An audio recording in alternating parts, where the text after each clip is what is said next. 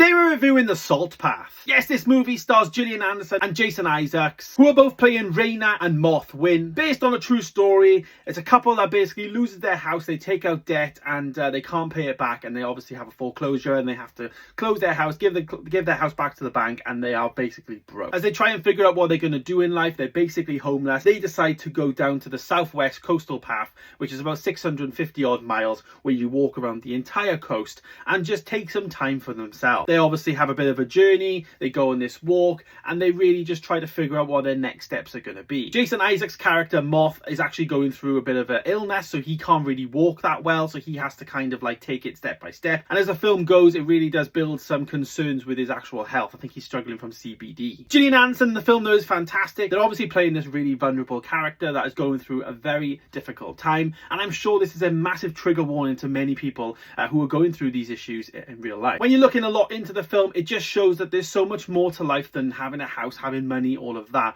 It's about the relationships you have, and it's about enjoying the experience that you have more than anything else. I think that's what the message is trying to be in this film. It's trying to tell people that, you know, there's amazing things out there and you haven't got to be hung up on having brands or having a fancy house or anything like that. It's just being with people that actually love you and care for you and are willing to just go that extra mile. I think that's the message of the film, and that's what it's trying to get across. Amazing story that's based on a true story, of course, and a fantastic end to the film. It really does lead up to be a sad moment in the film, but I will say it's not. It actually leads up to quite a happy ending, which I thought was quite pleasant. Having to see this in the cinema though, I wouldn't say you have to. It is out in cinemas, of course, but I wouldn't say you have to rush to the cinema to see this. This is something you can easily watch on Netflix, BBC iPlayer, all of that. Anything that it comes on, you can wait and watch it on streaming 100%. Rating the film though, I actually gave it a 3-star. I thought the performances were really good. I thought the story was quite an uplifting story, but again, can be quite triggering for some people. There were some bits in the film that just, you know, was a bit uneventful and you could just follow through it and coast through it. And, you know, it could argue that it could be a really good TV show, this could have been, in terms of different episodes